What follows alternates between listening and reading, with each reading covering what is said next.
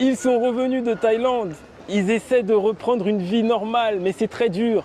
La dépression, la pluie, le mauvais temps, même s'il a fait très très beau une fois à Paris. Dans ce premier épisode des Rescapés de Pattaya, nous accueillons le beau, le magnifique, l'unique Tony de la chaîne Tony et ses pensées. Salut les cap. Comment ça va, Tony? Ça va, et toi? Moi ça va bien. Ça fait combien de temps là que tu es revenu de Thaïlande? 3 semaines. 3 semaines, ouais. Quels sont tes ressentis? Ça va. J'adore Paris, j'adore la France.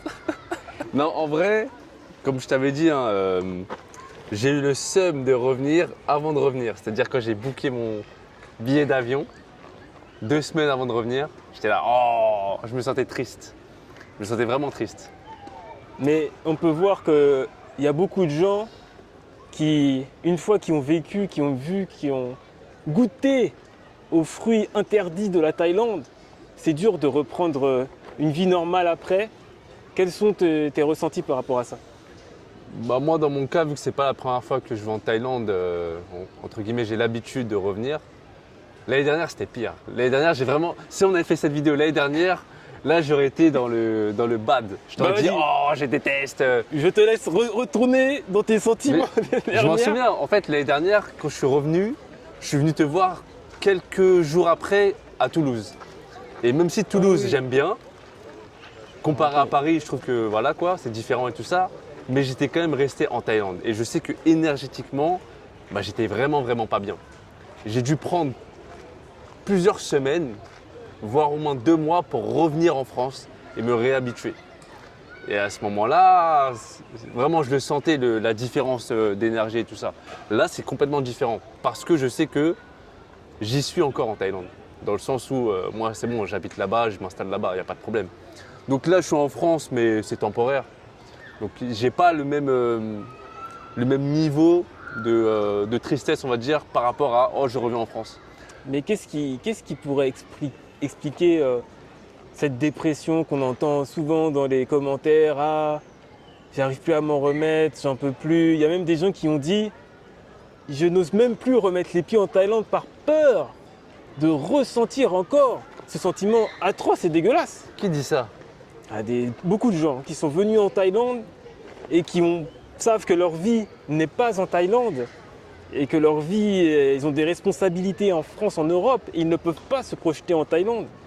Et donc quand ils vont en Thaïlande et qu'ils reviennent, ils ont vous appelez ça une dépression, moi, parce que c'est vraiment ça, ils perdent le goût de tout en fait. Et donc ils ne souhaitent même pas retourner là-bas de peur de retrouver ce sentiment. Quel est ton point de vue sur ça? Ça, je pourrais rien te dire parce que je ne l'ai jamais entendu. Moi, j'ai entendu souvent l'inverse. D'ailleurs, j'étais en contact avec plusieurs personnes qui étaient en Thaïlande en même temps que moi et sont revenus en France quasiment en même temps que moi. Et il y en a plusieurs, en fait, ils ont déjà pris leur billet pour là, novembre. Novembre 2025, ils ont déjà booké leur billet. Le jour où ils rentrent en France. C'est-à-dire le niveau de dépression par rapport à leur retour, tu vois. Donc, c'était limite une prescription de docteur, le billet d'avion. C'était juste pour rester en vie. Il fallait qu'ils bookent leur billet parce que sinon, c'était pas possible, quoi. Ouais, mais c'est ça.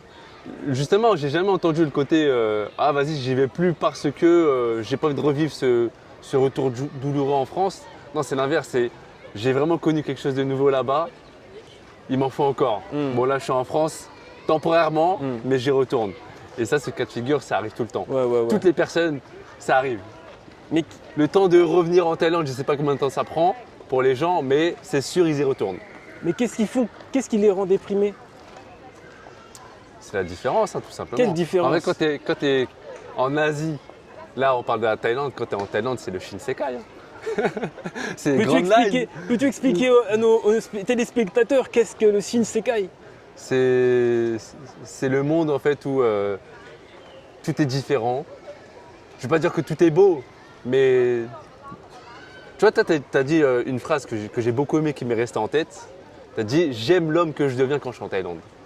Et en fait là-bas, c'est ça, tu sens qu'il y a des nouvelles possibilités qui s'ouvrent à toi. Il y a un nouveau champ en fait. Et quand tu connais ça, ça peut marcher pour plein de trucs. Par exemple, moi j'ai un exemple en tête, c'est quelqu'un qui va se mettre des limites avec les filles. Il va rencontrer quelqu'un qui va briser ses barrières. Bah là, ça va ouvrir un nouveau champ de conscience. Et la Thaïlande, c'est pareil. Tu vis dans ton quotidien en France ou à Paris ou je ne sais où. Tu as plein de barrières, plein de limites, plein de « je ne peux pas faire ci, je ne peux pas faire ça, ça c'est impossible ». Tu vas en Thaïlande, Tout est possible. tout est possible. Tout est différent. Ce qui fait que quand tu reviens ici, bah, c'est un pas en arrière. Exactement. Voilà. Je crois que c'est ça qui fait que la dépression. Mais ça ne s'explique qu'à travers ça. Quand tu pars, peu importe où, peu importe combien de temps, tu fais un pas en avant parce que tu sors de ton habitude, de ton confort, tu reviens ici, bah, c'est un pas en arrière. Mais est-ce que c'est la première fois de ta vie que tu l'as goûté, c'était de ce sentiment, c'était en Thaïlande ou tu l'as déjà éprouvé autre part? Non, à chaque fois que je suis parti, que ce soit en France, quand je faisais des voyages en France, que ce soit à l'étranger, à chaque fois que je revenais dans mon quotidien, bah, c'était un pas en arrière. Bon, la première fois que j'ai eu ce sentiment, c'était quand je suis parti à Ibiza. J'étais parti faire un voyage, je suis resté 2 semaines avec ma mère dans un club privé où tout était pris en compte. Ça veut dire qu'on avait déjeuner, petit-déj, soirée, tout était planifié. Je m'étais fait un groupe d'amis, c'était incroyable. Et toute la journée, on faisait la fête, on s'amusait, il y avait plus de... On avait complètement oublié notre vie en fait, notre vie en France. Et dès que je suis retourné en France, en fait, je suis resté sur mon lit, je crois, le soir, j'étais inerte. J'avais plus envie de rien faire. Et peut-être que le mot dépression est un peu trop dur, mais c'est en fait quand tu perds le goût de tout. Et j'étais vraiment dans ce cas de figure là, j'avais plus envie de rien faire. Et c'est la première fois que j'ai expériencé ça, c'est pour ça que je le comprends très bien ce truc. Tous ceux qui partent comme ça et qui reviennent, que ce soit des vacances ou un long voyage, c'est toujours le même sentiment. Là, j'ai mon pote qui revenait d'Asie, il est parti 1 an et demi. Il est parti en Inde, il est parti au Vietnam, en Thaïlande, en Chine, en Malaisie et aux Philippines. En 1 an et demi, tu vois. Et il l'a dit, il est revenu ici, bah, il doit retrouver un taf. Et lui, c'est clair et net, là, dans quelques mois, il repart. Il repart pour 1 an en Inde. Parce que c'est comme je t'ai dit, quand tu sais que ce que tu vis ici, c'est le quotidien, tu connais, on est né en France, on a grandi en France, on a travaillé ici, bref, on a tout connu ici quasiment. Mais quand tu vas à l'étranger, tu deviens quelqu'un de nouveau. Tu deviens une nouvelle personne, c'est comme si tu te crées une nouvelle identité. Mais est-ce qu'on peut dire, est-ce que tu deviens toi-même? Il y a une citation que j'ai vue il y a plusieurs années, c'est « Tu prends une partie de toi partout où tu vas ». C'est-à-dire tu vas aux Philippines, tu prends une partie de toi. Et cette partie de toi, elle est qu'aux Philippines. Elle peut être en Thaïlande, au Japon, peu importe où tu vas. Ça peut être en Europe, peu importe où. Mais à chaque fois que tu pars quelque part qui est hors de ton environnement initial, bah, tu prends une partie de toi que tu n'aurais pas pu prendre si tu étais resté sur place. Et ça m'est resté en tête. C'est pour ça qu'à chaque fois que tu pars, même si tu vas au même endroit, vu que c'est à des temps différents de ta vie, bah déjà toi-même, tu n'es pas pareil. Et quand tu revas là-bas et que tu reviens, tu n'es pas pareil. Et ça, c'est un renouvellement continuel. Donc c'est ça en fait, le fait de voyager, le fait de changer d'environnement, de parler une autre langue pendant quelques jours, quelques semaines, quelques mois, quelques années, t'évolues tout simplement.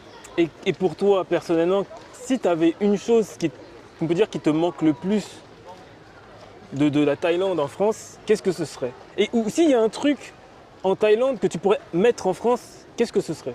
Une chose. Une chose. Une chose. Les femmes. Même pas, il y a deux trucs. Moi je sais ce que c'est. Non, il y a deux trucs qui me sont venus en tête. C'est pas une rue? Non, non. Il y a 2 choses qui me sont venues en tête, c'est soit le coût de la vie, soit la liberté. C'est lié en fait. C'est lié. Mais quand j'ai pensé à la liberté, c'est, bah, tu sais, quand on faisait du scooter, voilà Ouais, quoi, c'est vrai. le fait de se garer n'importe où, t'as pas à te soucier de est-ce que je me prends une amende si je vais ici. Moi, je pense à cette liberté-là. Après, bah, le coût de la vie, bah, forcément, si tu peux manger pour 1 euro, 2 euros. Vas-y, on va dire une troisième chose, vas-y. Une troisième chose, bah voilà, t'as parlé des femmes. Ouais. D'accord. Ok, très bien.